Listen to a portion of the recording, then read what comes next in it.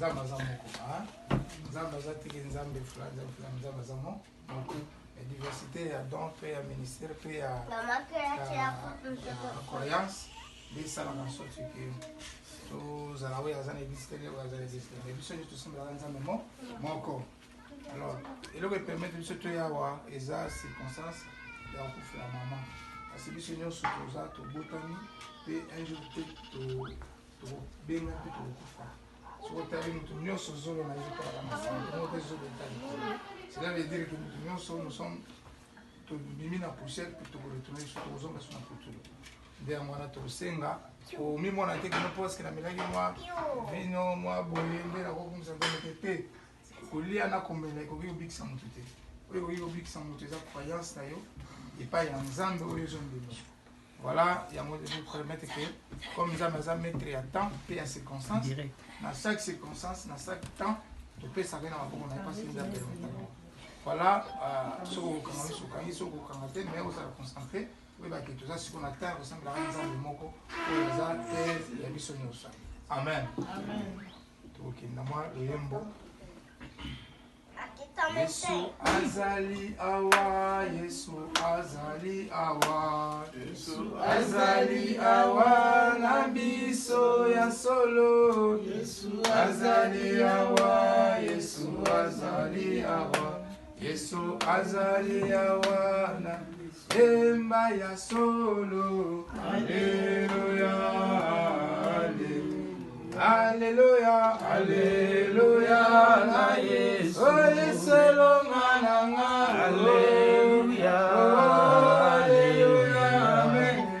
Alléluia, na Yesu. Molimo santo azali, molimo santo azali. Mosanto azali la sikoyo ya solo. Molimo santo azali, molimo santo azali. Molimo santo azali na biso. Oui ya solo tokeko tika libota oyo esangisi biso awa na maboko na nzambe. Oyebisa nzambe ete de même que appelle les mamans, de même appelle être cher.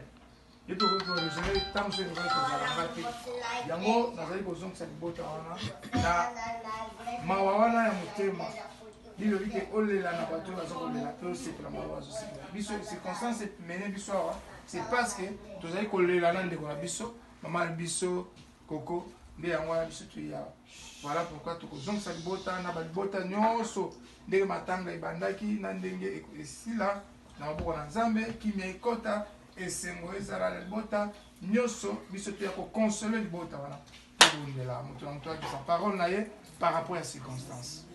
Tu es le maître des temps de circonstances. Nous t'en sommes reconnaissants infiniment, Seigneur.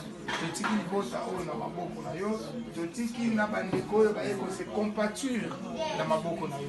Tolingi te kokuta na biso awa ezala kimia, ezala teke lokola place ya mesano, to ya koya kosala ba désordre, to ya koswana, to boyi yango tolingi te ndenge to ye ko sukokuta na mama na biso awa. Aike ezala kimia yango milimo nyonso ezali koconfesse te molimo akoswana molimo adésordre topengani yango na esika oyo ekende tolingi ete to se compature toya kokonsole libota oyo.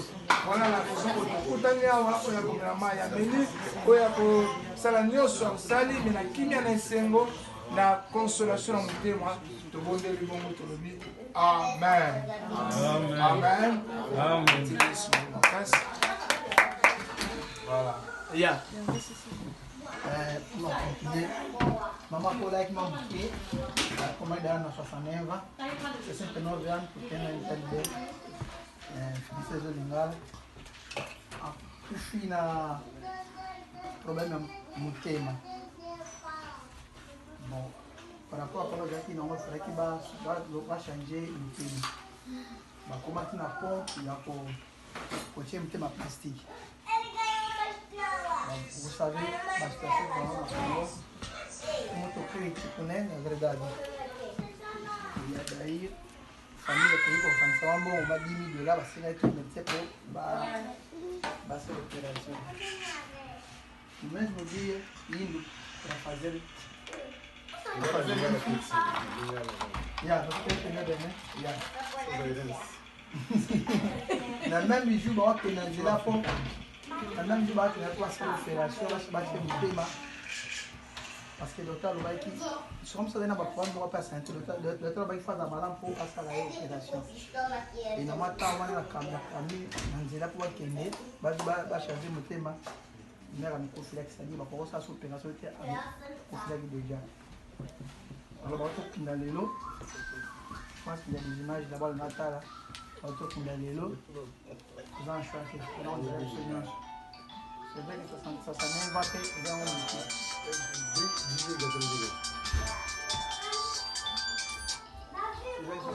peut-être biso nyonso linga tokomona ba 70 80 nongani mais nzambe moto ayebi bamoyene asala bango na ye Aujourd'hui, il y a des circonstances que peut se merci. En remerciant mon Dieu, en circonstances de écouter le biseau, parce que je vais mettre le paiement a été. À cette occasion, notre coutania, oh, il y a autant d'amour, autant de travail, mon fils, sur le petit, comme il va l'avoir au studio, mon fils, il va vraiment avoir.